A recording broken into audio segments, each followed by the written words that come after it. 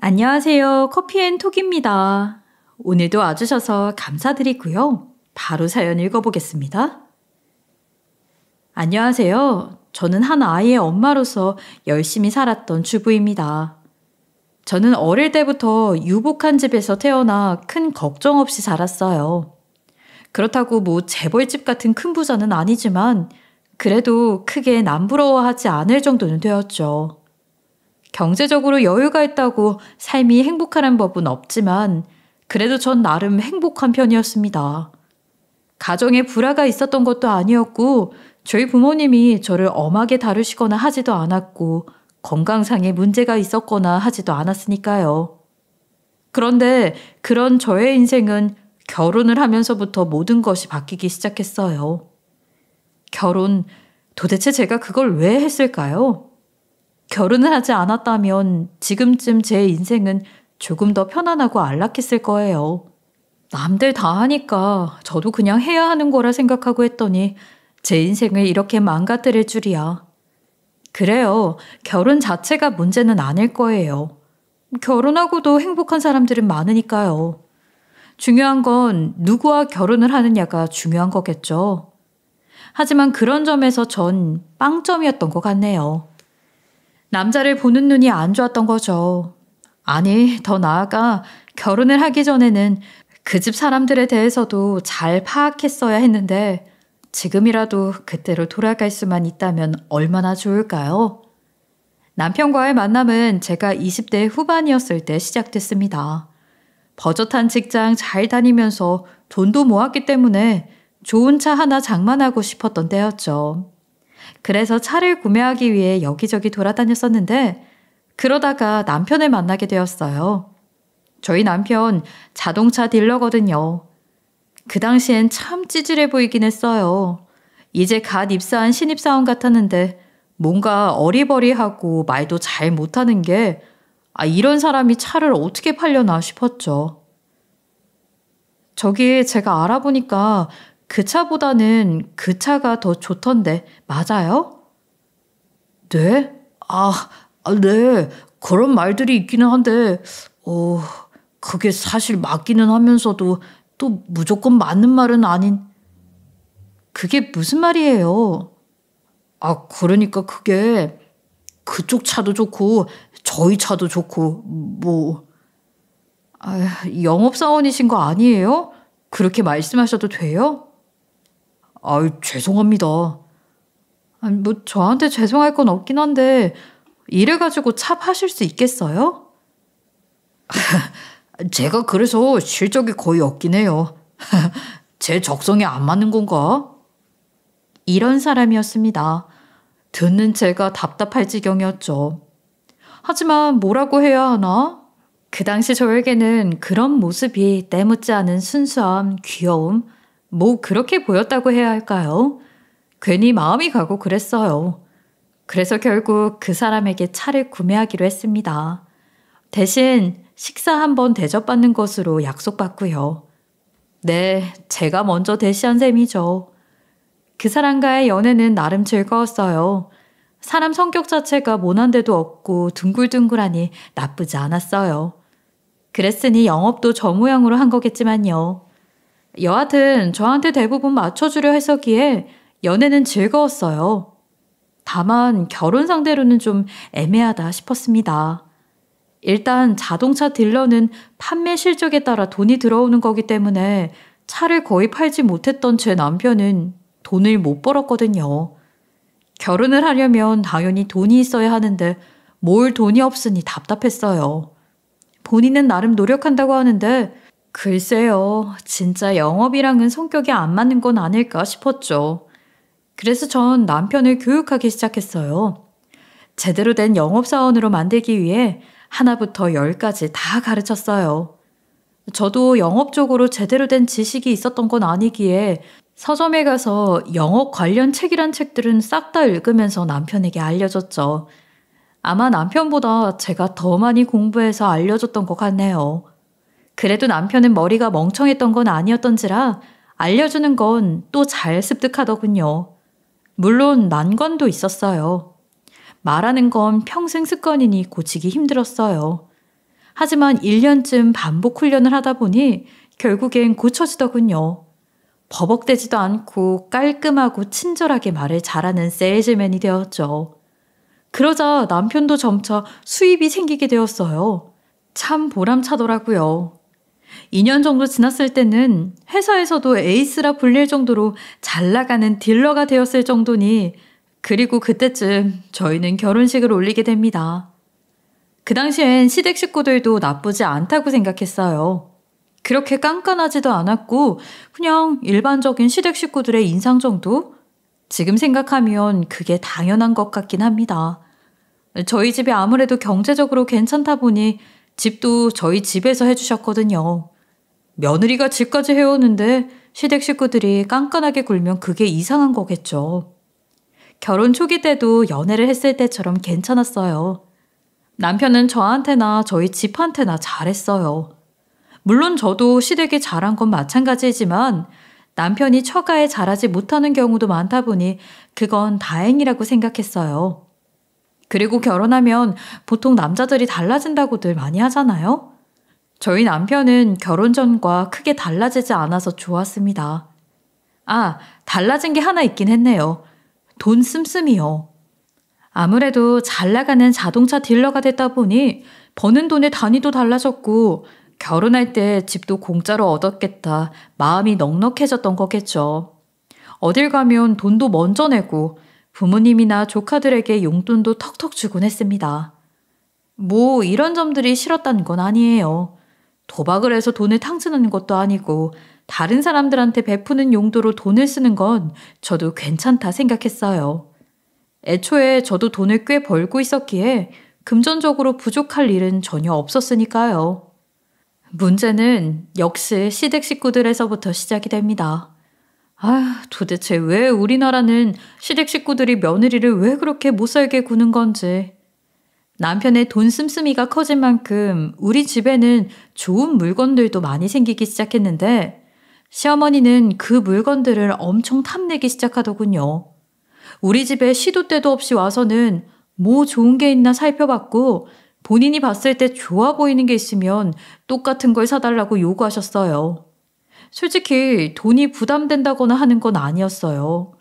그냥 마치 당연히 시댁에도 그런 걸 사다 줘야 한다고 생각하는 마인드와 요구할 때의 말투들이 좀 싫었던 것뿐. 그래도 어차피 제 수입을 건드릴 필요도 없이 남편 수입 내에서 다 해결이 가능했다 보니 저는 시어머니의 요구대로 다 해드렸어요. 한 3년간 그렇게 하다 보니 TV며 세탁기며 건조기며 냉장고까지 그냥 시댁 살림을 아예 싹 다 바꿔드리게 되더군요. 그 와중엔 애도 생겼던 터라 저희 집에 더 자주 오셨었는데 그때마다 세세한 것 하나하나까지 이것저것 사달라고 요구하셨었으니까요. 그런데 문제는 저희가 사드린 물건들이 어느 날부터인가 시댁에서 하나둘씩 안 보이기 시작했다는 점이었어요. 참 이상했죠. 물건에 발이 달린 것도 아니고 새 물건이 그새 고장났을 리도 없으니 버리신 것도 아니었을 텐데. 처음엔 어련히 알아서 하셨겠지 싶어서 별말 안 했었는데 사달라는 건 점점 많아지는데 시댁엔 아예 자리조차 차지하지 못하는 물건들도 생기길래 결국엔 혹시 제가 사다 드린 물건은 어디 갔는지 여쭤보게 됐어요. 어머님, 혹시 이번에 사드린 드라이기는 어디 갔어요? 아, 그거? 왜? 너 쓰려고 그러니? 여기 드라이기 써. 이것도 좋아. 아니요, 쓰려고 하는 건 아닌데 그냥 안 보여서요. 아, 그거? 아유, 말도 마라. 아이, 우리 딸이 그거 보더니 갖고 싶다고 하도 난리를 치잖니. 그런데 사실 난 그 드라이기 잘 안 쓰거든. 엄마는 잘 쓰지도 않으면서 비싼 거 뭐하러 가지고 있냐고. 그럴 거면 자기 달라고 하도 조르길래 어쩔 수 없이 줬다. 아, 그랬어요? 왜? 기분 나쁘니? 아니요, 그냥 궁금해서 여쭤본 거니까 신경 쓰지 마세요. 이렇게 말로는 괜찮다곤 했는데 사실 좀 서운하긴 했어요. 그래도 어머님 쓰시라고 선물한 거였는데 그 비싼 걸 휙 줘버렸다고 하니 선물한 사람 입장에서는 서운할 수밖에 없더군요. 그래도 뭐 어쩌겠어요. 애초에 딸 사랑이 남다르신 분이기도 하셨고 제 시누이 성격은 좀 센 편이라서 시누이가 그렇게 조르고 졸랐다면 어쩔 수 없었을 것 같긴 했어요. 물론 하나를 보면 열을 안다고 아마 그동안 시댁에서 사라졌다는 물건들도 다 시누이한테 갔을 것 같아서 짜증이 나긴 했지만요. 그렇게 그냥 약간의 불편한 마음만 살짝 가지면서 시누이에 대한 시선만 조금 안 좋아지고 있었는데 이게 웬걸? 사실은 그게 아니었다는 걸 알게 됐습니다. 여느 때처럼 시어머니가 아기를 봐주러 저희 집에 오셨었는데 이번에도 시어머니는 제가 산 의류관리기 먼지 제거와 건조되는 그거 있죠. 그걸 보시고는 이것도 꼭 갖고 싶다고 하시는 거예요. 얘 새아가 이건 무슨 물건이니? 무슨 장롱이 이래? 아유, 어머님, 이건 장롱이 아니라 스타일러라고 해서 가볍게 옷 먼지 털어주고 건조해주는 거예요. 어머, 그런 게 다 있어? 네, 매번 옷 한 번 입고 빨기는 번거롭잖아요. 특히 겨울철 겉옷은 더욱 그렇고. 그런데 이게 요즘 유행한다고 해서 한번 사봤어요. 많이 편리하더라고요. 그러겠다. 나도 매번 빨래하기 애매한 게 있어서 좀 그랬는데. 아이고, 나도 이런 게 있었으면 좋겠네. 있으면 편해요. 그럼 어머님도 구매하세요. 내가 돈이 어딨니? 하늘에서 이런 게 딱 떨어졌으면 좋겠네. 어머님 말씀은 항상 이런 식입니다. 직접적으로 사달라고 한다기보다는 계속 반복해서 갖고 싶다, 갖고 싶다. 하지만 돈이 없다. 이렇게 말씀을 하세요. 이건 저희 보고 사달라는 걸 돌려 말하는 거잖아요. 전부터 어머니가 저렇게 계속 말씀을 하시면 저는 그럼 저희가 하나 사드릴까요? 라고 말씀을 드렸었죠. 그런데 이번에는 이상하게 그렇게 말씀을 드리고 싶지 않더군요. 아무래도 시누이가 자꾸 물건을 가져간다고 하니까 어머님 사드려봐야 아무 의미가 없을 것 같아서 사드리겠다는 말을 저도 꺼내지 않았어요. 어머님은 제가 예전처럼 반응을 하면서 사주겠다는 소리를 하지 않자 안달이 나셨는지 화장실에 가셔서도 혼잣말을 계속 중얼거리시는데 문제는 화장실에서 하시는 말씀이 제 귀에 다 들린다는 거였어요. 아휴, 저거 받아내서 수연이한테 줘야 하는데. 에휴, 얘는 오늘따라 왜 이렇게 눈치가 없어? 평소엔 따박따박 사주겠다고 말만 잘하더니 수연이가 저거 꼭 얻어오라고 했는데. 그 이야기를 듣는데 기가 막히더군요. 애초에 시어머님이 갖고 싶어 하시는 게 아니었어요. 신우랑 시무 둘이 짜고 속된 말로 저한테 삥을 뜯으시려고 하신 거죠. 참나. 저는 좋은 마음으로 어머님한테 선물을 드린 거였는데 애초에 딸을 줄 생각으로 저한테 그러신 거였다니 이게 묘하게 기분이 나쁘더라고요. 거기다가 시누이가 미리 저한테 얻어오라고 했다는 말도 좀 그랬어요. 아마 남편과 대화 중에 이번에 이걸 샀다는 걸 들은 모양인데 갖고 싶으면 자기들이 살 것이지 왜 저희한테 뜯어내려고 하나요? 그것도 어머님한테 좋은 걸 해드리려는 사람 마음을 이용해서요. 전 그날 결국 끝내 사드리겠단 말을 하지 않았어요. 그냥 계속 모른 척을 했어요. 어머님도 결국엔 사달라는 말을 직접적으로 꺼내기도 하셨는데 이게 특별 세일 기간에 샀던 거라서 다음 세일 때 사드리겠다고 말씀을 드린 뒤 그냥 조용히 넘어갔습니다. 그 이후로도 시어머니가 저희 집에 와서 저런 말을 하실 때마다 전 일부러 못 들은 척 했어요. 제가 무슨 호구도 아니고 시누이 살림을 아무 이유도 없이 왜 도와주나요? 시누이는 시누이대로 가정이 있는데요. 저도 여우처럼 행동해야지. 안 그러면 이 구미호들에게 잡아먹힐 것 같은 느낌이었습니다. 그러던 중 저는 직장을 그만두게 됐어요. 아무래도 육아에 집중을 해야 하는 상황이 오고 말더군요. 그러다 보니 당연히 수입도 많이 줄긴 했죠. 물론 그래도 남편이 돈을 많이 벌었기에 먹고 사는 데에는 전혀 지장은 없었지만요. 그런데 문제는 그 이후로 시댁의 태도가 많이 달라지기 시작했단 점이에요. 저를 마치 식순이 취급을 하더군요. 일도 안 하고 자기 아들 힘들게 버는 돈으로 지 배만 채우려고 한다는 식으로요. 그리고 아들 돈으로만 생활하는 걸 아시게 된 이후로는 대놓고 용돈을 더 달라고 하셨습니다. 아이, 어차피 내 아들이 버는 돈인데 그걸 너 혼자 다 쓰려고 하니? 양심이 없어? 우리가 고생해서 키운 자식이지, 네가 키운 거 아니잖아. 아이, 아무 소리 말고 용돈 더 줘. 네 돈도 아닌데 왜 네가 관리를 하려고 해? 그 소리가 제 마음에 얼마나 상처가 되던지. 저라고 일을 그만두고 싶어서 그만뒀나요? 육아에 집중할 사람이 필요하니 어쩔 수 없었던 선택일 뿐이었는데. 하지만 저까지 시어머니에 대한 예의를 저버리긴 싫었습니다. 상대방이 어떻든 간에 저는 제가 해야 할 도리는 지켜야 한다고 생각했으니까요. 용돈 관련해서는 남편과 상의를 한 뒤 전보다 더 많이 드리기로 했어요. 단 시댁에만 드리는 게 아니라 저희 부모님한테도 더 많이 드리기로 하고요. 그래도 남편은 제가 일을 안 하고 노는 게 아니라 가사와 육아를 하고 있으니 자기 혼자 일해서 돈을 버는 게 아니라 저도 같이 일해서 돈을 버는 거라고 생각해 주더군요. 그런데 하필이면 그게 시어머니 귀에 들어가 버렸어요. 남편이 영업직이다 보니 부부 모임도 자주 갖곤 하는데 그때는 시어머니한테 아이를 맡길 때가 있거든요. 그런데 저희 아이가 저희 부모님한테도 용돈을 드리는 걸 말한 모양이에요. 그날 갑자기 시어머님께 전화가 와서는 얘, 너 너희 집에도 나랑 똑같이 용돈 주니? 네? 아니, 애가 그러잖아. 할머니도 외할머니처럼 엄마한테 용돈 받냐고. 외할머니가 그 돈으로 지 맛있는 거 많이 사준다고 하면서 얼마 받는지도 알고 있던데. 그게 남편과 상의를 했는데 그렇게 하기로 해서. 어머, 그게 무슨 말이야? 그게 말이 되니? 지금 내 아들 돈으로 그게 무슨 짓을 하는 거냐고. 그게 네 돈이야?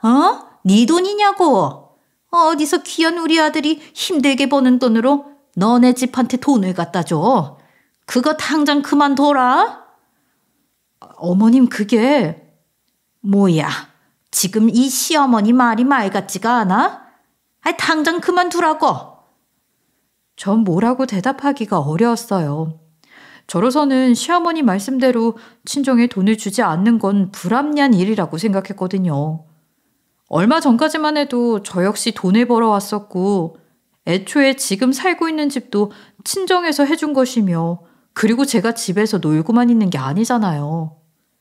하지만 그렇다고 제가 생각하는 바를 그대로 시어머니한테 말씀해드리면 사달이 날 것 같아서 그렇게 말씀드리기도 어렵고 그렇다고 용돈을 끊겠다고도 말씀 못 드리겠고 그렇게 고민하던 찰나 제가 시어머니 전화를 받고 곤란한 표정을 짓고 있자 그래도 남편이 나서주더군요.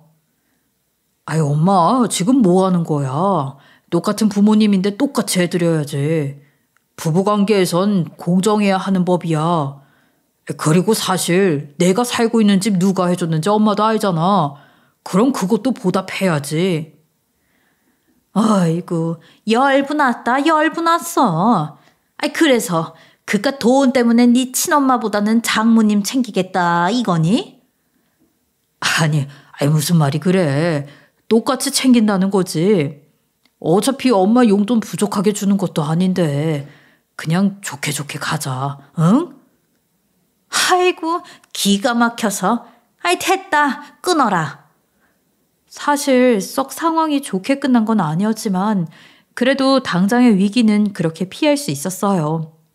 하지만 그 이후 시어머니의 따가운 눈초리는 피할 수가 없겠더군요.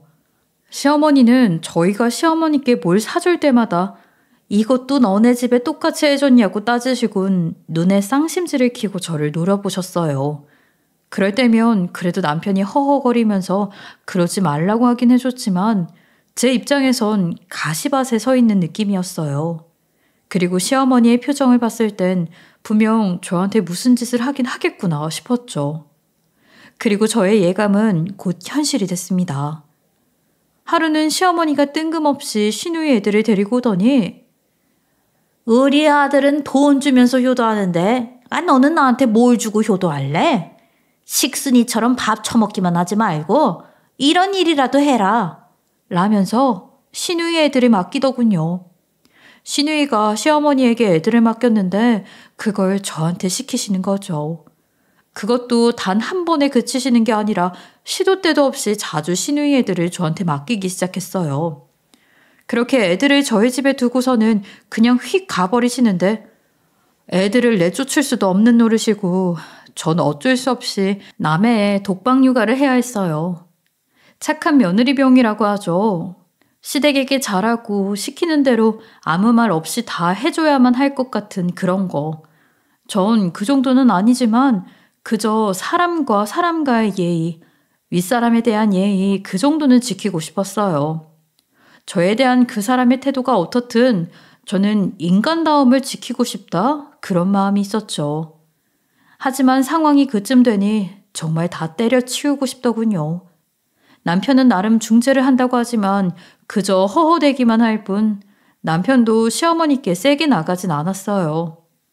제가 서럽고 힘들어서 우는 모습을 봐도 시어머니께 좋게 말하기 위해 애쓰는데 시어머니가 남편 말을 듣겠나요? 그런 상황이 그칠 기미가 안 보이니 전 그맘때쯤 슬슬 이혼 생각이 들기 시작했어요. 내가 뭐하러 이 남자와 결혼을 해서 시어머니께 이런 대접을 받으며 살아야 하나? 이런 삶이 언제까지 지속되어야 하나 싶었어요. 나도 귀하게 자란 자식이고 결혼할 때 부족함 없이, 아니 오히려 넘치도록 다 해왔는데 이 꼴을 당하고 있는 게 너무나 억울했죠.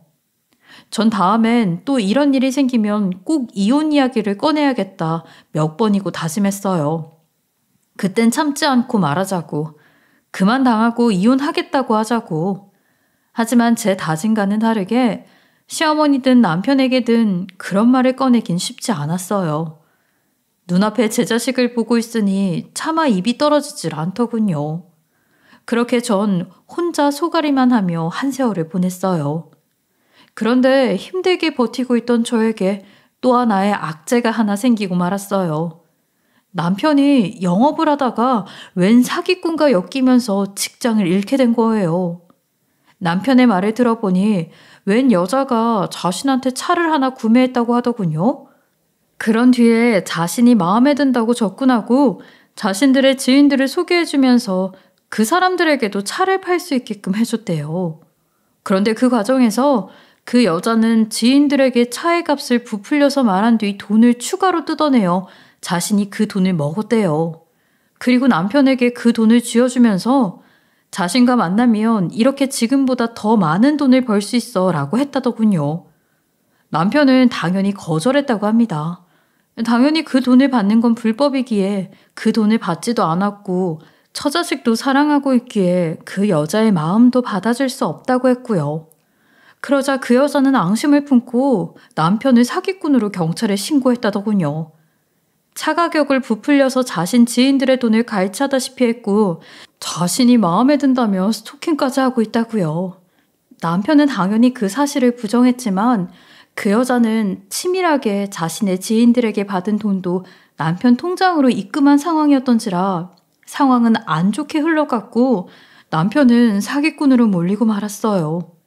거기에 그 사실이 직장에까지 알려지게 되면서 징계성으로 잘리게 된 거고요. 남편은 억울하다며 무고로 맞고소를 한 뒤 상황을 회복시킬 거라고 했어요. 제가 봐도 이건 남편이 그 여자에게 눈뜨고 코 베이는 식으로 당한 거였어요.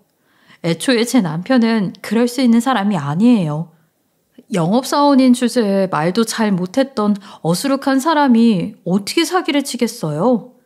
그런 남편을 이용해 자신의 지인들 뒤통수나 치는 사람이 마음까지 안 받아준다면서 복수를 그런 식으로 하다니 진짜 너무하다 싶었습니다. 저는 남편을 도와 증거를 모으고 변호사를 선임하느라 이래저래 바빴어요. 양가 부모님께는 일부러 알리지 않았죠. 어차피 재판으로 가면 사실이 다 밝혀질 것이고 그럼 다시 상황은 회복될 터이니 괜한 걱정을 끼치고 싶지 않았거든요. 하지만 재판이라는 거 생각보다 쉽지 않더군요. 시간도 시간이고 사실을 증명해내는 과정도 힘들었지만 그보다 중요한 건 돈이 많이 들어간다는 사실이었어요. 변호사 선임비도 그렇거니와 일단은 피해자들에게 합의금을 줘야 하는 상황. 하지만 남편은 직장을 잘린 상태라 수익이 없으니 통장 잔고는 점점 바닥이 나고 있었죠. 정말 절망적이었어요. 하지만 이런 절망 속에서도 희망은 피어나는 법이었을까요? 남편 대신 제가 돈을 버는 상황이 발생하게 됐어요. 저는 평소에 짬이 날 때마다 블로그를 했었거든요. 육아와 관련된 글들, 남편과 모임을 하며 갔던 맛집에 대한 글들, 그런 것들을 취미 삼아 올리고 있었어요. 그런데 생각보다 사람들의 관심을 많이 받아서 블로그가 좀 유명세를 치르게 됐어요. 그러다 보니 광고가 물밀듯이 들어오기 시작하더군요. 물론 이전처럼 돈을 많이 버는 건 아니었지만 어느 정도 생활이 가능할 수준으로는 벌 수 있게 됐어요. 그렇게 제가 버는 돈으로 생활을 해가며 소송이 잘 진행되기만을 기다리고 있었는데 하필이면 또 시모의 음력생신이 다가오더군요. 생활비나 겨우 벌면서 생활하고 있었는데 시모의 그 생신을 챙겨야 할 생각을 하니 머리가 아파왔어요. 평상시엔 저희가 버는 돈이 컸다 보니 생일 같은 때에도 크게 용돈을 드리고 좋은 선물도 해줬었는데 이번엔 어떻게 해야 하나 싶었거든요. 거기다가 남편은 소송으로 바빠서 시댁에 가는 것도 저 혼자 가야 했어요. 시댁은 이런 상황을 모르고 있으니 시댁에 안 갈 수도 없는 상황이었죠. 심지어 하루만 가는 것도 아니에요. 우리 시댁은 희한한 게 시모의 생신 바로 다음 날이 시아버지 제삿날이어서 첫날 시어머니 생신을 챙겨드리고 시댁에서 잔 뒤에 그 다음 날 시아버지 제사를 지내야 했거든요. 자그마치 이틀 동안 혼자서 시어머니에게 무슨 말을 들어야 할지를 상상해보니 정말 지옥이 다가오고 있는 것 같은 기분이었어요. 어떻게든 선물을 준비하긴 했어요. 돈이 없다 보니 따로 선물을 살 수는 없었지만 다행스럽게도 광고로 받은 건강보조식품이 있었거든요. 거기다가 이 통장 저 통장 긁어 모아서 겨우 30만 원을 봉투에 담아서 가기로 했어요. 물론 그래도 예전보다 적은 건 당연하기에 시어머니가 좋아하지 않으실 건 뻔했지만 저는 저 나름대로의 최선을 다하는 수밖에 없었어요. 그래도 아예 안 해가는 건 아니니까 적당히 한 소리만 하시고 말겠지 하며 기대를 했죠. 그리고 마침내 밝아온 시어머니의 생신날, 그런 저의 기대는 1도 통하지 않더군요. 시어머니는 꼴랑 30만 원을 가져왔다면서 소리를 지르고 난리를 치셨어요. 거기다 옆에서 시누이는 그런 시어머니의 화를 돋우는 소리만 계속하고 있었어요. 아니 이게 뭐야? 30만 원? 너 지금 장난하니? 내가 그동안 너네 집에 용돈 주는 것도 참고 넘어가 줬었는데 아니 내 생일에 30만 원? 이걸 지금 누구 코에 붙이라고 가지고 온 거야? 엄마 이것 봐. 선물도 가져온 게 고작 건강보조식품이야. 참나. 이런 걸 생일 선물로 주고 있네? 야, 우리 엄마가 거지야? 우리 엄마 생신날 고작 이런 걸 주는 게 말이 되냐고. 이렇게 말이죠. 그러다 시어머니는 거기서 그치지 않고 남편에게 전화해서 난리를 치시더군요. 아들, 네 마누라가 지금 얼마 가지고 온지 알아? 30만 원이야, 30만 원. 아들이 버는 돈이 얼만데 지금 이게 말이 돼? 너 엄마한테 30만 원 주라고 한 거 맞아? 아니지? 얘가 지금 중간에서 돈 가로챈 거지? 아유, 엄마, 내가 30만 원 드리라고 한 거 맞아. 그냥 이번은 좀 사정이 있어서 그래. 응? 이번만 그렇게 넘어가요. 사정? 무슨 사정인데? 아니, 그게, 아무튼 있어, 그런 게. 이거 봐. 무슨 사정이 있는지 말도 못하잖아. 이거 네 마누라가 시킨 거지? 시댁에 잘하지 말라고. 내가 친애 집에 용돈 주는 거 불만 있어 하니까 나도 좀 당해보라고 일부러 엿먹이는 거잖아. 아니야? 아니라니까. 내가 30만 원 드리라고 한 거 맞으니까 그만해, 엄마. 응? 다음엔 정말 잘 챙겨줄게. 나 지금 좀 바빠서 통화 끊어야 될 것 같거든. 엄마가 이해해줘. 알았지? 나 끊는다. 남편이 그렇게 전화를 끊자 시어머니는 저를 노려보시더군요. 그러고는 끝까지 본인 아들 탓은 안 하면서 제가 시킨 것처럼 몰아가려고 하셨어요. 시어머니는 참 나이만 먹었지 어떻게 이렇게 어른 노릇을 못하시는 걸까 싶었어요. 그래도 어떻게 생신날은 적당히 넘어갔어요. 물론 생신밥을 먹는 동안 저는 이게 밥인지 풀인지 분간도 못할 정도로 맛도 느끼지 못하고 체할 듯이 먹긴 했지만요.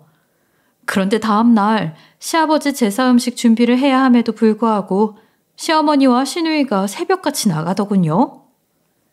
야, 네가 꼴랑 30만 원 준 거 오늘 다 쓰고 올 거야. 이걸로 밥이나 한 끼 사 먹을 수 있을지 모르겠네. 참나, 적선하다시피 준 이 더러운 돈 빨리 써버리고 와버릴 테니까 그런 줄 알아? 넌 혼자서 제사 준비나 잘하고 있어. 네가 날 이렇게 대접했는데 나도 그에 맞게 대접해줘야지. 오는 게 있으면 가는 것도 있어야 할 거 아니야. 이렇게 말씀하시면서요. 저는 오해라도 풀고 싶었지만 그러려면 현재 상황을 말씀드려야 하니 꾹 참았어요. 에이, 그래. 차라리 나가 계시는 게 속 편하다.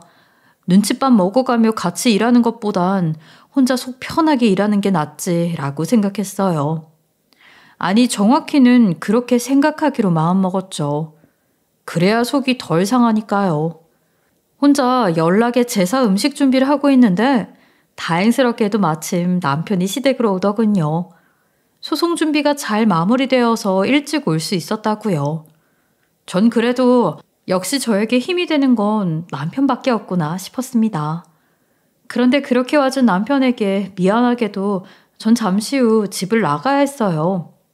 같이 음식을 준비하던 중에 제 블로그에 급하게 광고를 게재하고 싶다는 연락이 왔거든요. 지금 한두 푼이 아쉬운데 남편에겐 미안하지만 그런 걸 놓칠 수는 없다고 생각했죠. 저는 남편에게 남은 제사 준비를 부탁한 뒤 시댁을 나왔어요. 그리고 광고주를 만나기로 한 카페에서 커피를 마시면서 기다리고 있었는데 광고주랍시고 나타난 사람, 알고 보니 남편에게 모든 걸 뒤집어 씌운 그 여자더군요. 소송이 진행되는 과정에서 저도 얼굴을 본 적이 있어서 단번에 알아봤어요. 저는 그 여자를 보자마자 면상에 뺨이라도 날리고 싶은 충동이 마구 샘솟았어요.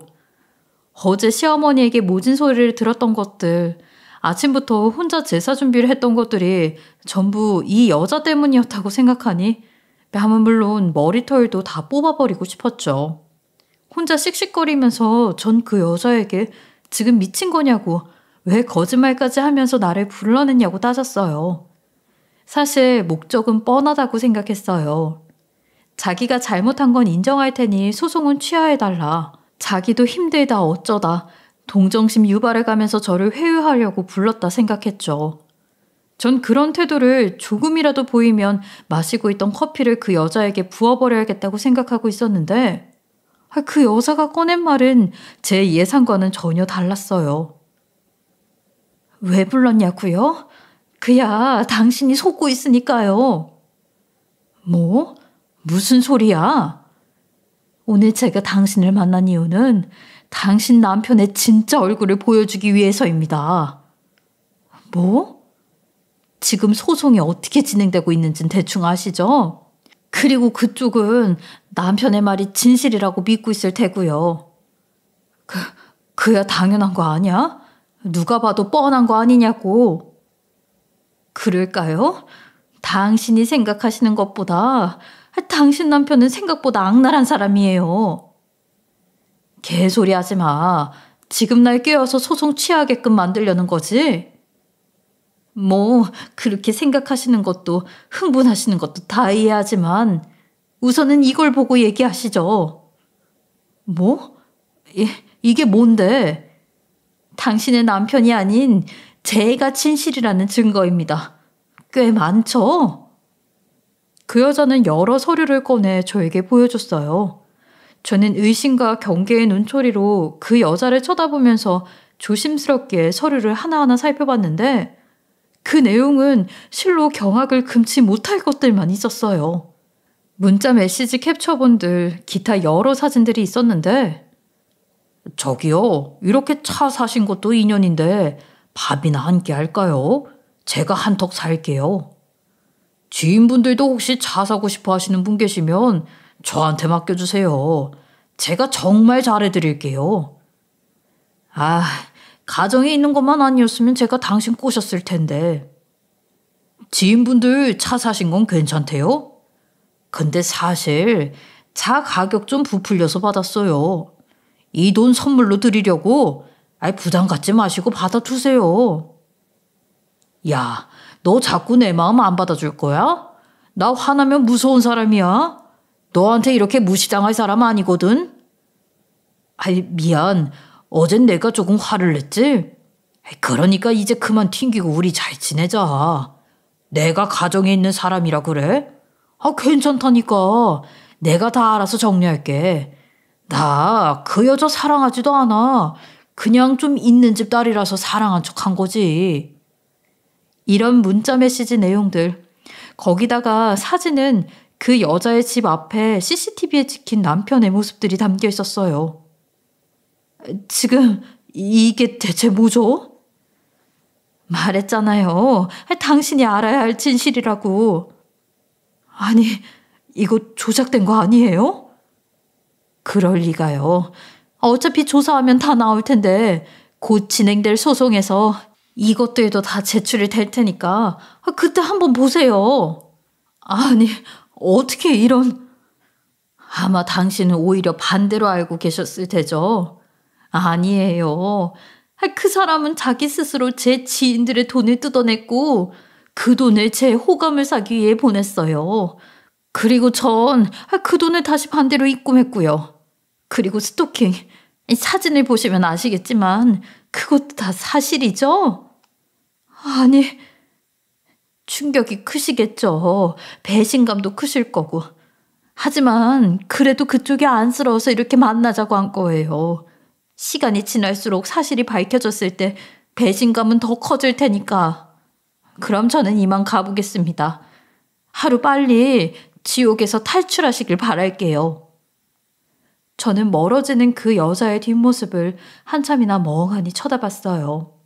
그리곤 다시 그 서류를 하나하나 살펴봤어요. 혹시나 조작된 부분이 있는 게 아닐지 의심이랄까 혹은 헛된 기대랄까 그런 마음들을 가지고요. 하지만 아무리 살펴봐도 그 서류의 내용들은 그 여자가 말한 내용들은 다 사실이었죠. 정말 허탈하더군요. 사람이 너무 기가 막힌 순간이 오면 화도 안 나나 봐요.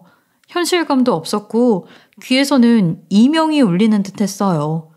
순박한 사람이라고 믿었던 사람이 이런 행동을 해왔을 줄이야.